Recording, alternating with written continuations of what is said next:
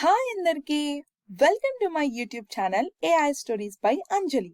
ఈరోజు మనం ఈ వీడియోలో జనరేటివ్ ఏఐ బేసిక్స్ ని సెకండ్ పార్ట్ ని కంటిన్యూ చేద్దాం.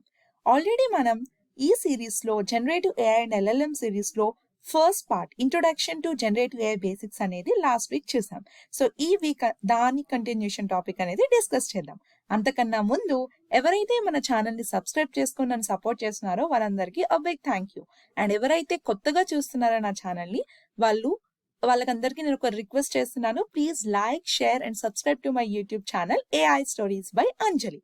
అండ్ ఈ రోజు మనం ఈ వీడియోలో కంటిన్యూషన్ టాపిక్ ని ఏం డిస్కస్ చేస్తామంటే discriminative AI as well as generative AI differences, అలాగే వాటి యొక్క example use cases and different types of LLMs and వాటి యొక్క ఆర్కిటెక్చర్ అనేది డిస్కస్ చేద్దాం. సో ఇంకెందుకు ఆలస్యం, వీడియోలోకి వెళ్ళిపోదాం. Let us dive deep into the video. First, discriminative AI. మనం చూసుకున్నట్లయితే డిస్క్రిమినేటివ్ ఏఐ మోడల్ అనేది ఓన్లీ మనకి ప్రెడిక్షన్స్ ని మాత్రమే ఇస్తుంది. కొత్త డేటా అనేది జనరేట్ చెయ్యలేదు. అండ్ ఇది కండిషనల్ ప్రాబబిలిటీస్ ని క్యాలిక్యులేట్ చేసి మన డేటాలో ఉన్న లేబుల్స్ ని ఐడెంటిఫై చేసి అది డిస్టింగ్విష్ చేయడానికి మాత్రమే యూజ్ చేస్తాం. ఈ ఫిగర్ లో చూసుకున్నట్లయితే ఈ డార్క్ కలర్ బాల్స్ అనేది ఒక క్లాస్ అన్నమాట. ఈ లైట్ కలర్ బాల్స్ అనేది ఇంకొక క్లాస్. అంటే ఏంటంటే బేసిక్ గా 2 క్లాసెస్ ఉన్నాయి మన అవుట్పుట్ లేబుల్స్.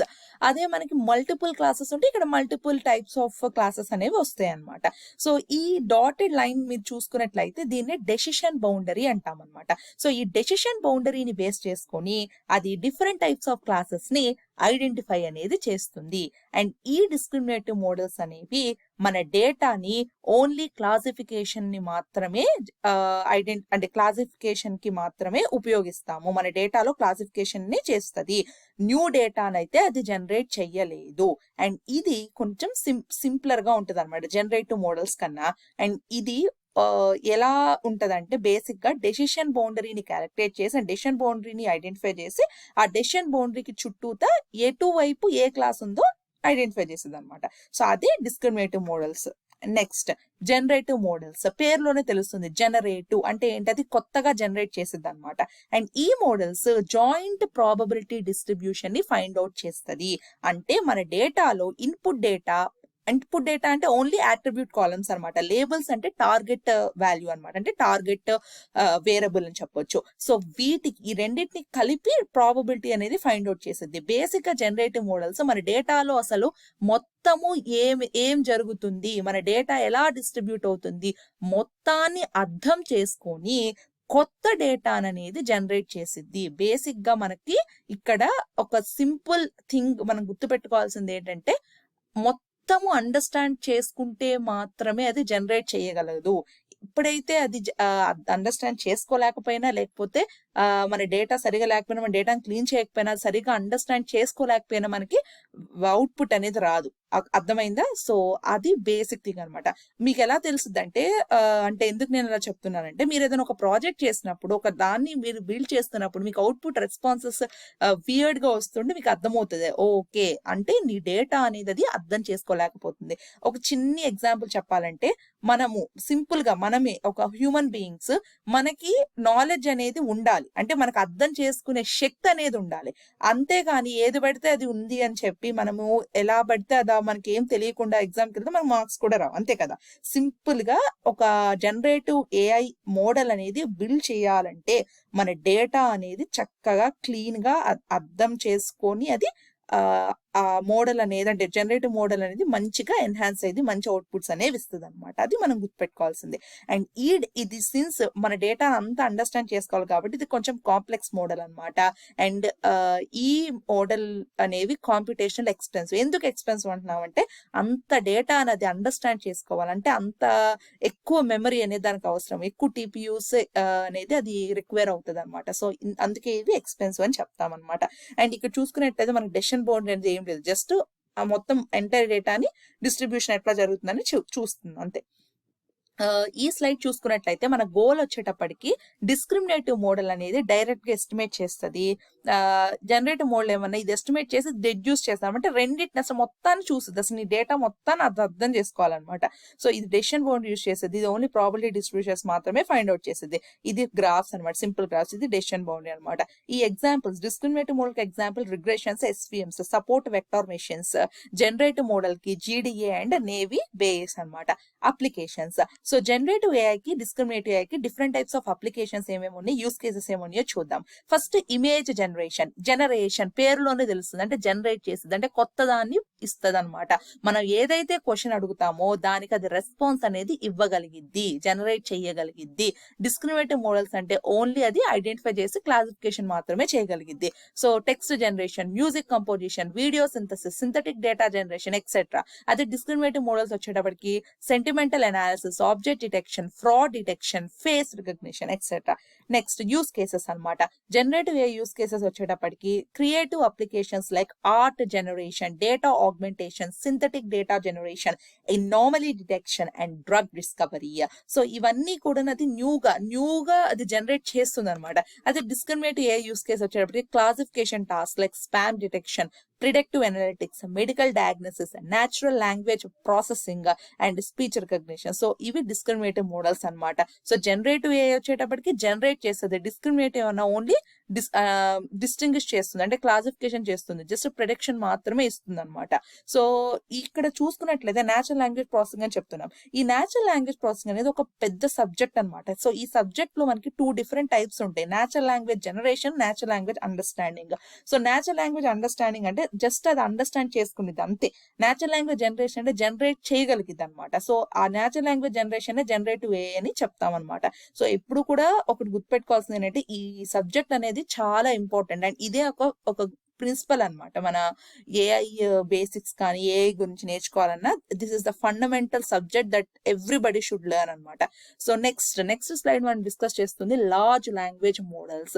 సో ఈ పదం మనం చాలా తరచుగా వింటూ ఉంటున్నాం. ఎప్పుడైతే మనకి 2022లో సెప్టెంబర్లో చాట్ జీపీటీ 3.5 లాంచ్ అయిందో ఆ తర్వాత నుంచి ఈ లార్జ్ లాంగ్వేజ్ మోడల్ అనేది చాలా చోట్ల వినిపిస్తుంది అండ్ ఇది ఎక్స్టెన్సివ్ గా ఈ సబ్జెక్ట్ అనేది ఎక్స్టెన్సివ్ గా గ్రో అవుతూ వస్తుంది. అసలు లార్జ్ లాంగ్వేజ్ మోడల్స్ అంటే ఏమిటి, అసలు ఈ లార్జ్ లాంగ్వేజ్ మోడల్స్ ని ఎందుకు బిల్డ్ చేస్తున్నారు, ఇవన్నీ మనకి ఈ క్వశ్చన్స్ అనేవి ఇప్పుడు చూద్దాం. ఒకటి గుర్తుపెట్టుకోండి, సింపుల్ గా చెప్తున్నాను. So large language models basic, అంటే లార్జ్ లాంగ్వేజ్ మోడల్స్ ని బిల్డ్ చేయాలంటే నీకు బేసిక్ ఒక ఫండమెంటల్ అనేది ఉండాలి కదా. సో ఆ ఫండమెంటల్ పాయింట్, సో అదేంటంటే ట్రాన్స్ఫార్మర్స్ అనమాట. సో ట్రాన్స్ఫార్మర్స్ అనేవి డీప్ లెర్నింగ్ మోడల్స్ అనమాట. ఈ ట్రాన్స్ఫార్మర్ ఆర్కిటెక్చర్ ని బేస్ చేసుకొని లార్జ్ లాంగ్వేజ్ మోడల్స్ అనేవి బిల్డ్ చేశారు. ఎనీ లార్జ్ లాంగ్వేజ్ మోడల్ దానికి బేసిక్ వచ్చేటప్పటికి ట్రాన్స్ఫార్మర్ అని చెప్తాము. ఈ ట్రాన్స్ఫార్మర్స్ లో మనకి బేసిక్ గా 2 ఇంపార్టెంట్ కాంపోనెంట్స్ అనేవి ఉన్నాయి. ఒకటి ఎన్కోడర్, ఇంకొకటి డీకోడర్. ఎన్కోడర్ ఏమన్నా ఎన్కోడ్ చేస్తుంది డేటాని, డీకోడర్ ఏమన్నా డీకోడ్ చేస్తుంది. అసలు ఎన్కోడ్ డీకోడ్ అంటే ఏంటో తెలియాలి కదా. సో ఒకటి గుర్తుపెట్టుకోండి, టెక్స్ట్ ని వాల్యూస్ గా కన్వర్ట్ చేసేది దాన్ని ఎన్కోడ్ అంటాము. వాల్యూని అంటే మ్యాథమెటికల్ వాల్యూస్ ని బ్యాక్ టెక్స్ట్ గా చేసేదాన్ని డీకోడర్ అంటాం. సో ఇది గుర్తుపెట్టుకోవాల్సిన థింగ్ అనమాట, అంటే సింపుల్ టెర్మినాలజీలో. సో ఇలా గుర్తుపెట్టుకోండి, ట్రాన్స్ఫార్మర్ ఒక డీప్ లెర్నింగ్ మోడల్. సో ఈ డీప్ లెర్నింగ్ మోడల్ ట్రాన్స్ఫార్మర్ అనేది మనకి బేసిక్ అనమాట. దేనికి బేసిక్? లార్జ్ లాంగ్వేజ్ మోడల్ ని బిల్డ్ చేయడానికి. అండ్ ట్రాన్స్ఫార్మర్ లో 2 కాంపోనెంట్స్ ఉంటాయి, ఒకటి ఎన్కోడర్, ఒక డీకోడర్. అండ్ ఇంకా కాంపోనెంట్స్ ఉంటాయి, చిన్న చిన్న కాంపోనెంట్స్, బట్ మెయిన్ కాంపోనెంట్స్ ఈ 2 అనమాట. నెక్స్ట్ మనం చూసుకున్నట్లయితే example GPT-2, bird transformers etcetera. So ఇవన్నీ కూడాను చాలా ఫేమస్ LLMs అనమాట. ఇంకా చాలా ఉన్నాయి, బట్ ఇవే నేను చెప్తున్నాను అంటే ఫేమస్ కాబట్టి. నెక్స్ట్ ఇప్పుడు ఒక్కొక్కటి ఇండివిజువల్ గా డిస్కస్ చేద్దాం. బర్ట్ అంటే ఏంటో చూద్దాం. బర్ట్ ఫుల్ ఫామ్ వచ్చేటప్పటికి by directional encoded representation of transformers. ఈ బర్ట్ అనేది గూగుల్ వాళ్ళు 2018లో రిలీజ్ చేశారు. ఇది బై డైరెక్షనల్ కాంటెక్స్ట్ ని జనరేట్ చేయగలిగింది. బై డైరెక్షనల్ కాంటెక్స్ట్ అంటే ఏంటో తెలియాలి ఫస్ట్ నీకు. ఇక్కడ చూసుకున్నట్లయితే ఒక ఎగ్జాంపుల్ ఉంది, we went to the river bank అని ఉంది. రివర్ బ్యాంక్ అనేది ఏంటంటే నది ఒడ్డున అని చెప్తాం. అదే I need to go to the bank to make a deposit, ఇదేంటి, ఒక బ్యాంక్ కి వెళ్ళాము మన మనీని డిపాజిట్ చేయడానికి. సో ఈ 2 కాంటెక్స్ట్ డిఫరెంట్ కదా. సో ఈ రెండింటిని డిస్టింగ్విష్ చేయగలిగింది. సో బర్ట్ అనేది అది అలా చేయగలిగింది, అందుకే దాన్ని బై డైరెక్షన్ అంటాం. నెక్స్ట్ అది మాస్క్డ్ లాంగ్వేజ్ మోడల్, అది ప్రీ ట్రైన్ అయ్యి ఉందన్నమాట లార్జ్ టెక్స్ట్ డేటా మీద. ఈ ఆర్కిటెక్చర్ వచ్చేటప్పుడు ఓన్లీ ఎన్కోడర్ బ్లాక్స్ మాత్రమే ఉంటాయి. Next GPT-2. సో GPT అంటే జనరేటివ్ ప్రీ ట్రైన్డ్ ట్రాన్స్ఫార్మర్ అంటాము. ఈ GPT-2 అనేది డిఫరెంట్ వర్షన్స్ ఉన్నాయి. 2 అనేది దేనికి సంకేతం అంటే అదొక జనరేషన్, అదొక వర్షన్ అనమాట. అఫ్ కోర్స్ ఇక్కడ చూసుకున్నట్లయితే ఓన్లీ డీకోడర్ బ్లాక్స్ మాత్రమే ఉన్నాయి, ఎన్కోడర్ బ్లాక్స్ లేవు. అండ్ ఆల్సో ఎప్పుడైనా గుర్తుపెట్టుకోండి, వర్షన్స్ ఇంక్రీజ్ అయ్యే కొద్దీ డెఫినెట్ గా మనకి ఎన్హాన్స్ అయితే అవుతుంది అప్లికేషన్స్, అంతకు మించి తగ్గదనమాట. అంటే ఎన్హాన్స్మెంట్స్ అనేవి ఇంప్రూవ్ అవుతుంటే కానీ తగ్గవు. సో 2 అనేది వర్షన్ అనమాట. నెక్స్ట్ డిఫరెన్సెస్ చూద్దాము. ఆర్కిటెక్చర్ వచ్చేటప్పటికి GPT-2 unidirectional, bird by direction. ఇందాక మనం డిస్కస్ చేస్తున్నాం బై డైరెక్షన్ అంటే ఏంటో. So training object, auto regressive models, అది మాస్క్ లాంగ్వేజ్ మోడల్స్ అనమాట. కాంటెక్స్ట్ అండర్స్టాండింగ్ వచ్చేటప్పటికి sequential text, by direction text. ఇందాక మనం చెప్పుకున్నట్లు బై డైరెక్షన్ అంటే అది కాంటెక్స్ట్ ని ఎన్హాన్స్ చేయగలిగింది అండ్ డిఫరెన్స్ అనేది అర్థం చేసుకోగలిగింది అనమాట. అంటే ఒకే పదానికి మల్టిపుల్ అర్థాలు ఉంటాయి. సో ఆ మల్టిపుల్ అర్థాన్ని అర్థం చేసుకోగలిగితేనే ఏ పదం ఏ కాంటెక్స్ట్ లో మాట్లాడేది అనేది తెలిసింది.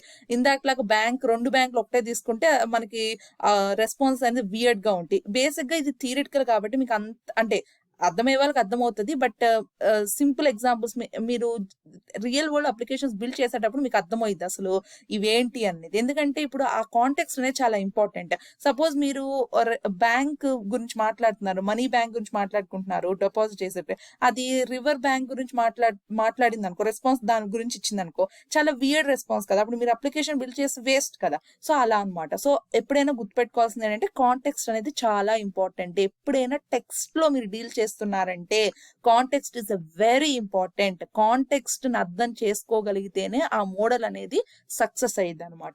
Next fine tuning.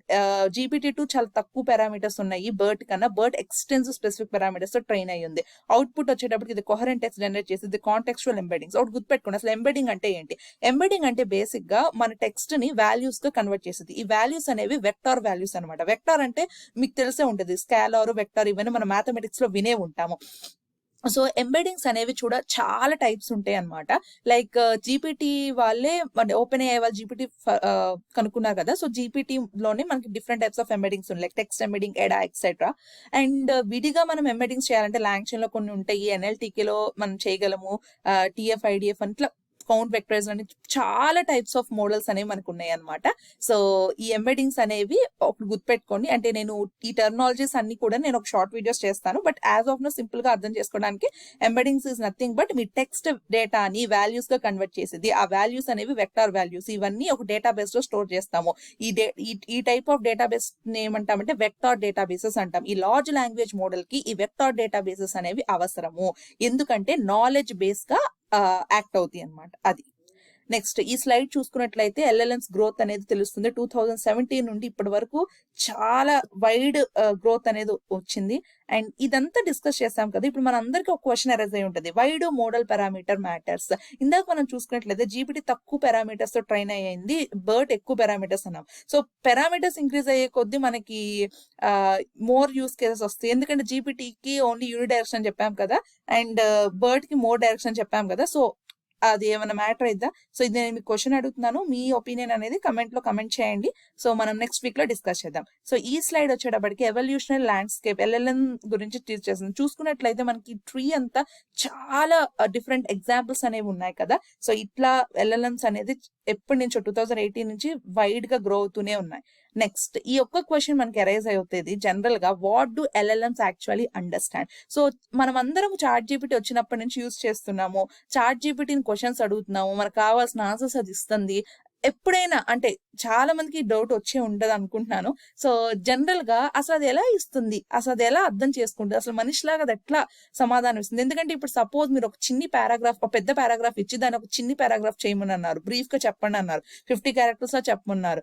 అసలు ఏది అడిగినా అది అంత చక్కగా ఎట్లా ఇస్తుంది, ఈ క్వశ్చన్ అనేది మీకు అంటే వచ్చే ఉంటదని నేను అనుకుంటున్నాను. సో ఎలా ఇస్తుంది, హౌ అనేది మీకు ఉంటది. సపోజ్ ఇప్పుడు చూడండి, ఇట్లా what is the best way to slice bread అని అడిగినప్పుడు చూస్ ద రైట్ నైఫ్, ఇట్లా అదే అర్థం చేసుకొని ఇస్తుంది అనమాట, సేమ్ మనిషి లాగానే. సో ఎట్లా జరుగుతుందంటే ఈ ప్రాసెస్ LLM ఇంటర్నల్ గా మీరు ఆర్కిటెక్చర్ అనేది తెలియాలి. ఇందాక మనం చెప్తున్న ట్రాన్స్ఫార్మర్స్, ఎన్కోడ్, డికోడ్, ఇట్లా మల్టిపుల్ కాన్సెప్ట్స్ ఉన్నాయి. సో ఈ టాపిక్ అనేది మనం నెక్స్ట్ వీడియోలో కంటిన్యూ చేద్దాం. సో ఈ వీడియో మీకు అర్థమైందని అనుకుంటున్నాను. సో ఎవరైతే మన ఛానల్ ని సపోర్ట్ చేస్తూ నన్ను ఎంకరేజ్ చేస్తున్నారో చాలా థ్యాంక్స్ అండి. అండ్ ఇంకా మన ఛానల్లో మల్టిపుల్ వీడియోస్ అనేవి వస్తూ ఉంటాయి. నెక్స్ట్ మనం కోడింగ్ అంటే ఈ అప్లికేషన్స్ బేస్ చేసుకొని ఎల్ఎల్ఎంస్ సిరీస్లో కోడింగ్ చేస్తాము, అలాగే డేటా సైన్స్ సిరీస్ కోడింగ్ చేస్తాం. అండ్ చాలా మంది నన్ను రెజ్యూమ్ టిప్స్ అలాగే ఇంటర్న్షిప్స్ లైక్ ఫుల్ టైమ్స్ వీటికి ఎట్లా అప్లై చేయాలి, ఎలాంటి సైట్స్ ఇవన్నీ అడుగుతున్నారు. సో నేను డెఫినెట్గా వాటి మీద కూడా త్వరలో వీడియో చేస్తాను, short videos. Thank you so much.